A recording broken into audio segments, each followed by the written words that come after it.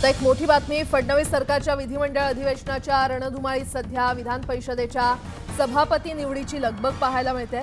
विधानसभा अध्यक्षपदी राहुल नार्वेकर यांची निवड झाल्यानंतर आता विधान परिषद सभापती कुणाची निवडणी लागणार याकडे उत्सुकता सर्वांनाच आहे। दरम्यान भाजपकडून राम शिंदे यांच्या नावावर शिक्कामोर्तब झाल्याची माहिती आहे।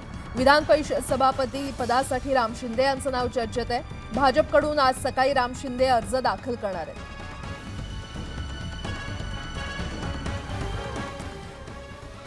पुन्हा एकदा बातम्या पाहूयात वेगवान स्वरूपात। महायुतीच्या आमदारांसाठी संघ प्रबोधन करणार आहे। संघ पदाधिकारी महायुतीच्या आमदारांना 19 तारखेला रेशीम बागेत मार्गदर्शन करणार आहे। मागच्या वेळेस राष्ट्रवादीच्या आमदारांची अनुपस्थिती होती आणि त्यामुळे यावेळी तरी राष्ट्रवादीचे आमदार येणार का याकडे लक्ष लागले। सुधीर मुनगंटीवारांच्या नाराजीनंतर भाजप नेते रावसाहेब दानवे यांनी सुधीर मुनगंटीवार यांची भेट घेतली आहे। भाजपच्या कार्यालयामध्ये भेट झाली असून दोघांमध्ये बराच वेळ चर्चा झाली। जयंत पाटलांनी एका लग्न समारंभात माजी सहकार मंत्री बाळासाहेब पाटील यांना हाक मारत पवारांना सांभाळा असं वक्तव्य केलं। या वक्तव्यामुळे चर्चांना उधाण आलंय। जयंत पाटलांसाठी एक मंत्रिपद राखीव ठेवलंय असा दावा अमोल मिटकरींनी केला होता। मिटकरींच्या दाव्यानंतर जयंत पाटलांच्या विधानानंतर सर्वांच्याच भुवया उंचावल्या।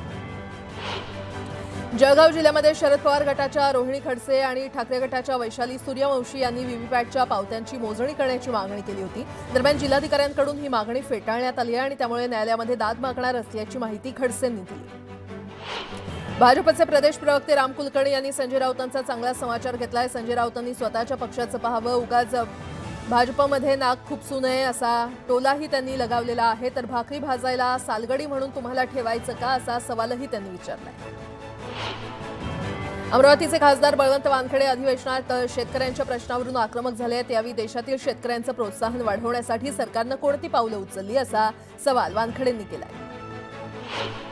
नागपूर विमानतळावर एका अनोळखी व्यक्तीकडून सुषमा अंधारेंना धमकी देण्यात आलेली आहे। दरम्यान या प्रकरणी विमानतळाचे सीसीटीव्ही त्याचे फुटेज तपासण्याची मागणी अंधारेंनी केली।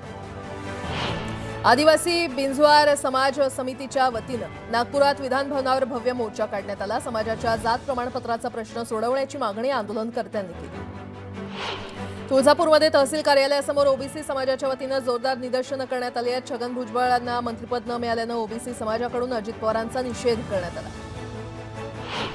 पिंपरी चिंचवड शहराचे आराध्य दैवत असलेल्या श्रीमान महासाधू मोरया गोसावी महाराज यांच्या 463व्या संजीवन समाधी सोहळ्याला सरसंघचालक मोहन भागवत यांच्या उपस्थितीत सुरुवात झाली। यावेळी भागवत यांच्या हस्ते चिंचवड देवस्थान ट्रस्टच्या दिनदर्शिकेचं प्रकाशन करण्यात आलं।